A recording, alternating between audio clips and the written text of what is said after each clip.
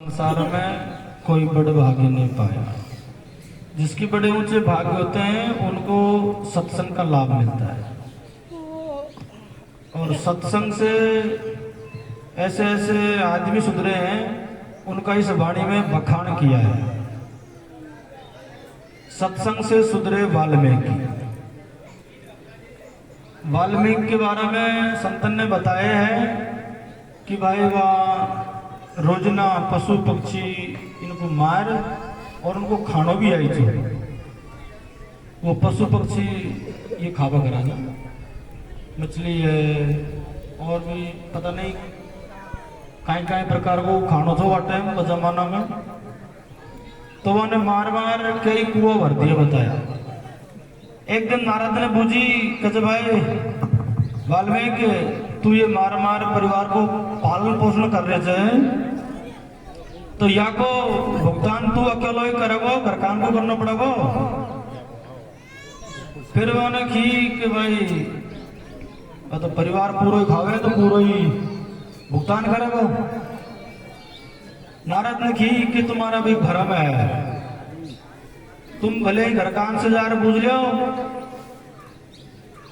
अगर या पाप में भागी तुम भी हो कौन।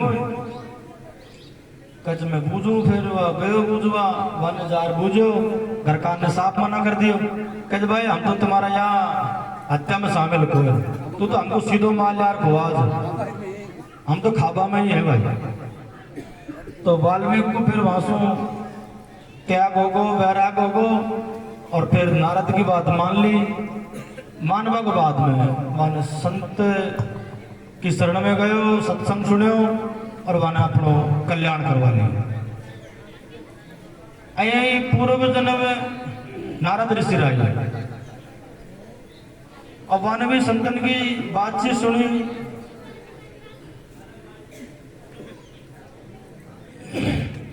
तो ब्रह्म ऋषि घर वहां जन्म ले लियो। ब्रह्म ऋषि घर जन्म का मतलब है कि वह अपने आप को जान लियो।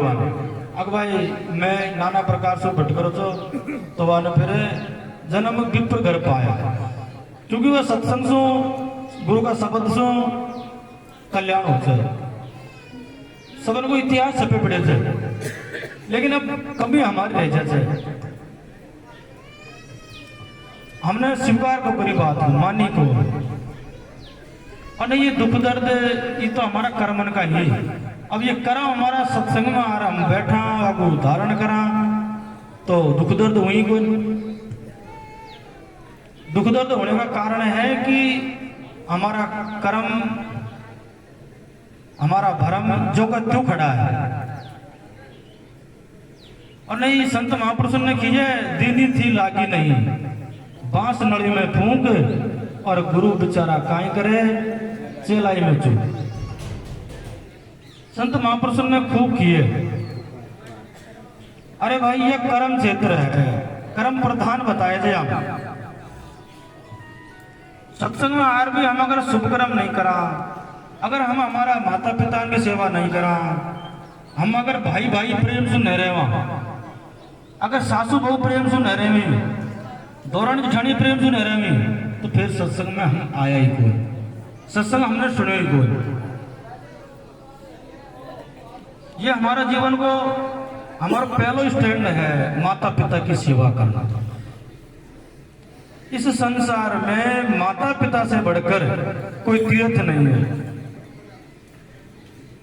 माता पिता की जिन्होंने सेवा करी है ना, उनकी है जिन्होंने करी है सेवा, उनका तो बेड़ा पार है। और जिसने दुखाई आत्मा वो डूबते मझधार है।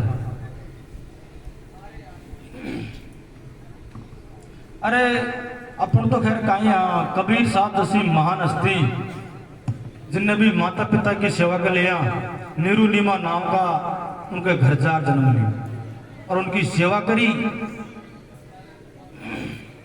और इस भवसागर से पार हुई। सबका इतिहास छपा पड़ा है।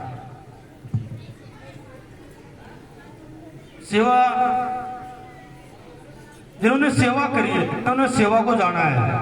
महाराज ने वाणी में किया, ऐसी सेवा करो मेरे भाई, तेरे जासू घट में ईश्वर प्रकट हो जाए। और ईश्वर कहीं नहीं है। और भगवान को अगर ढूंढना चाहता है ना तो अपने माता पिता को देख लो, क्योंकि ये सृष्टि को रचवाड़ो भगवान है तो हमारे माता पिता है। हम माता पिता को छोड़ अगर कोई भगवान की पूजा करा, पाठ करा तो बेकार है। हम तीर्थ करा, व्रत करा, बेकार है। क्योंकि ये सृष्टि को निर्माण माता पिता के जरिए हुए। हमको बड़ा बड़ा भगवान जी, तो उनकी सेवा करवा को हमारा प्रथम कर्तव्य है।